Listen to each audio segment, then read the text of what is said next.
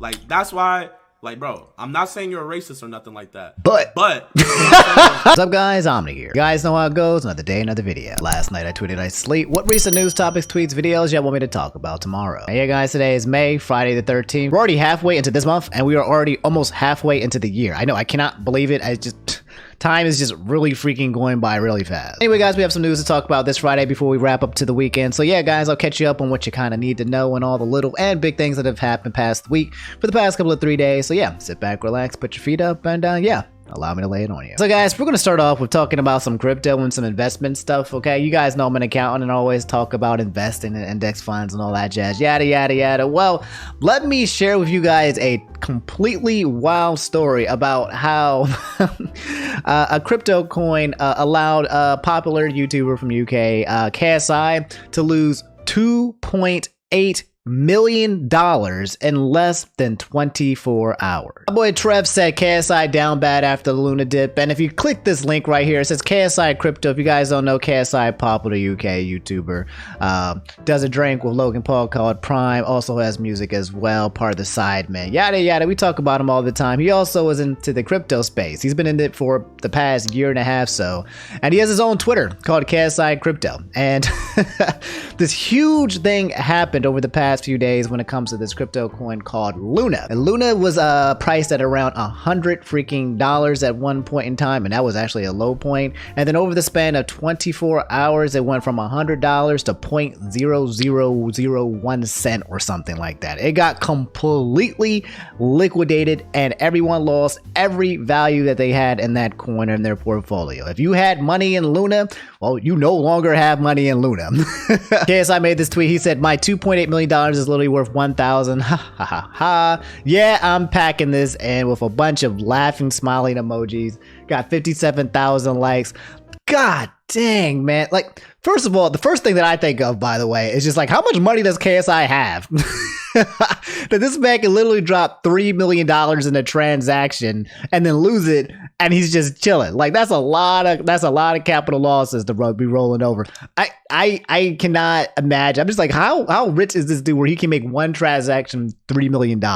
Anyway, what does this picture even show? So it shows that he has 157,000 Luna, and it's worth only $1,000 at this point. And that $1,000 is probably worth even less since this tweet has been made. Now, a lot of you guys are probably wondering, what happened? Why did this happen? You know, what's the intricacies of it? And to be completely honest, I can't explain it to you very well. It goes into the crypto space, and I'm knowledgeable about the crypto space, but not so knowledgeable about the fact when it comes to Luna being tied down to another coin called UST, that's tied down to a freaking dollar, that's tied down to basically being an algorithm, but it lost its peg or something like that. I don't know. I can't connect the dots. I just know a bunch of words, and I can just throw it out there with you guys. All I know is that Luna got destroyed and completely messed, and we're currently in a bear market. If you guys don't know, just by the way, like stock wise, or when it comes to any cryptocurrency markets or anything outside of Luna, everything is going absolutely down. The S&P dropped below $400. All the prices of everything that you see right now in all of the spaces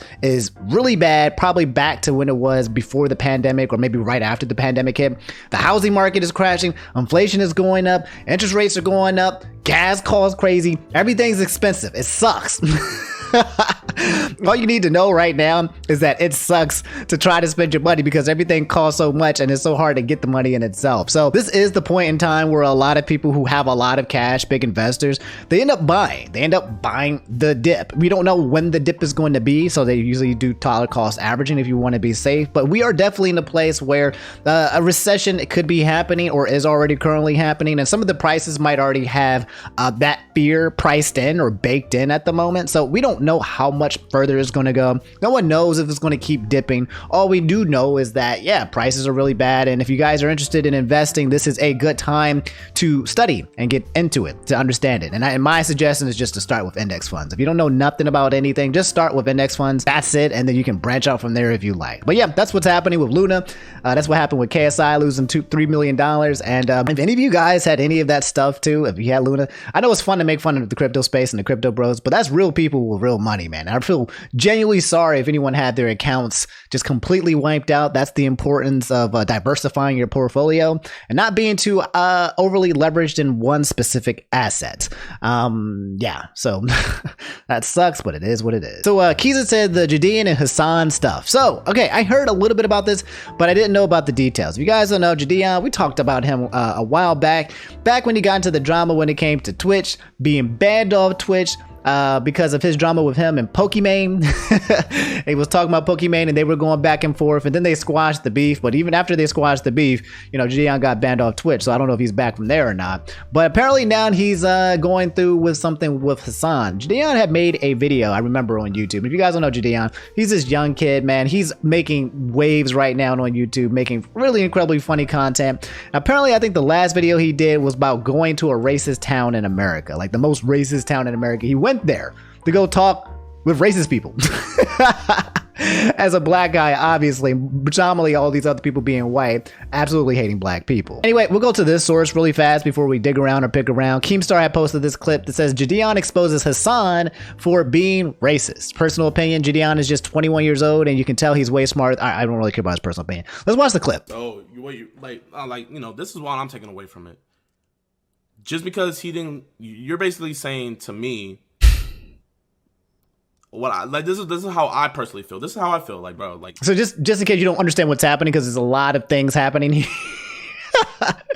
Hasan on the bottom right is probably already reacting on his channel to JiDion, who was already made this YouTube video, and now JiDion is counter reacting on the top left to the counter reaction. For those of you guys who are not into the reactception world yet, that's what's happening right now. And now I am reacting to JiDion's reacting to Hasan's reacting to JiDion's video. So that's that's how many layers there are to this right now. All right, let me play it from the beginning so you guys can have the context. Oh, you know, this is what I'm taking away from it. Just because he didn't, you're basically saying to me, what I like, this is how I personally feel. This is how I feel, like, bro. Like, this isn't like factor. This is all opinion. This is how I feel. What you're saying to me is, I don't understand basically what's going on in this situation. That I just had this was a 45-minute conversation that we cut down. That in this 45-minute conversation, I have no idea what was happening and stuff like that. And I need to relook everything. That's basically what I'm hearing. I'm feeling very patronized. And stuff like that. And I'm not gonna lie, what did the girls say? It's given, like, bro, it's given white savior vibes. Like, I'm sorry. Like, it is giving white savior vibes and stuff like that, bro. Bro, I don't need anybody to save me. I don't need any race to save me and stuff like that. The only person I need to save me is the Most High. That's it. That's the only person I need to have my back and stuff like that. I don't need a white savior. I don't need a black savior. I just need me, myself, and I, and the Most High. Other than that, I'm good and stuff like that.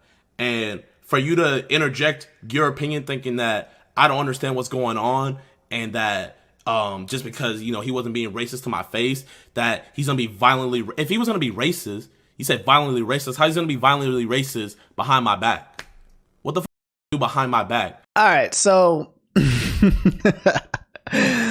what I'm gathering from this is that Hasan, probably being Hasan, who's usually somebody, this is the whole political sphere, by the way, with Hasan. If you guys don't know, I already talked about him, Twitch streamer, popular, probably the most popular Twitch politics streamer there is, and he usually talks in a way where he's talking down on people or talking in a way where he knows more than the other person, because that's just what people do in politics. They just talk down onto each other because they're not trying to have an actual conversation. They're just trying to exhibit how much knowledge that they have and why they're right and why the other person is wrong, which is why I hate politics. But I digress. I'm not going to go any further than that. But it sounds like JiDion probably heard some take from Hasan here that made him feel like that this was bleeding more into the racist zone versus the, hi, I'm Hasan and I know everything zone. Anything, he should have got the whole gang and like kicked me off his property. I was on his yard. If Brody wanted to go crazy, he had every right. Could have said it was self-defense and stuff like that. But no, he came outside. We had a civil discussion. Boom. Like, that's why, like, bro, I'm not saying you're a racist or nothing like that. But wait, everything that you're saying in this video and what your chat's saying, I feel is way more racially motivated than anything he said and anything that anybody in that town did to me and stuff like that. Dang. I feel like I'm being patronized, and when you're being patronized, that means you're not on that same level because the people think that they're superior. Yeah, I'm about to say it. Superior is the root cause of racism.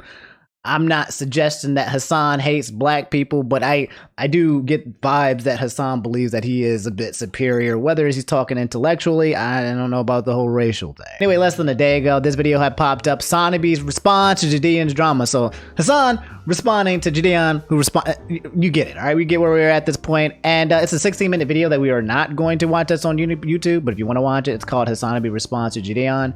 But it's got split up into chapters, talking about the intro, explanations. JiDion approached Hasan for a big collab. JiDion's video criticism,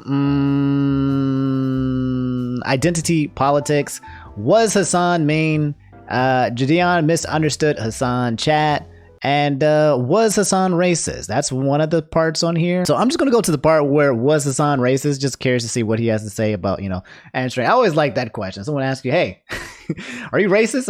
Let me respond to that answer. What? He literally did not understand. Oh, because, okay, I remember what I was talking about. I was talking about how like racist white people aren't overtly racist in most instances to black people in their face because they're afraid of black people. Yeah, and I as someone who's super white passing, I've been involved in. I think I was talking about my personal experience of my personal experiences with my black friends and how the dynamic in college and stuff would be dramatically different. Where I would hear people say some really suspicious shit that they normally never would say around black people. Yeah. And I think that's precisely what I was talking about.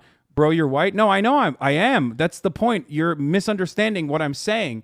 I'm saying specifically that white people that saw me as a white person, and I am a white person, were very comfortable about saying some racist shit around me that they would never say around black people because they're afraid of black people. I said this exact same thing yesterday. This is why I enjoyed being red pilled. At least I knew they were racist outwardly, unlike leftists. Racism is only when I get called the N-word to your face. No, I mean, I don't think he's... They act differently when black people are around. They act differently when black people aren't around. It's really embarrassing.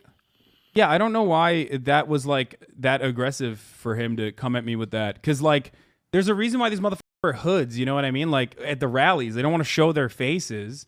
That dichotomy is right there in front of your face. The reason why they do that is specifically because they don't want their public persona to be unkempt.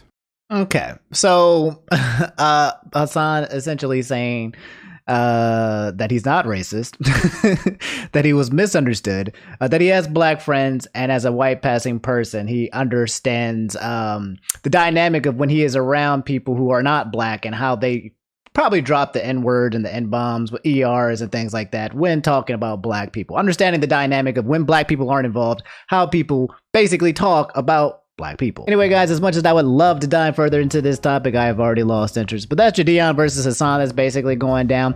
JiDion made a video going to the most racist town in America and basically trying to have talk about everybody, how they feel about racism. Pretty good video. You guys should go give it a watch on YouTube. Hasan responded to it, and then JiDion responded to it as well. It's just one of those back and forth kind of things that helps generate conversations and traffic and views and all of that nature. Do I think Hasan is racist? I don't know. I don't really care. I think most people are racist. They're just really good at hiding it. If I was racist, you guys wouldn't know. I would be extremely good at hiding it, unless I was stupid. So there's smart racists and there's stupid racists. I feel like Hasan would probably be a smart racist where you would not know that he was racist, but he would be racist.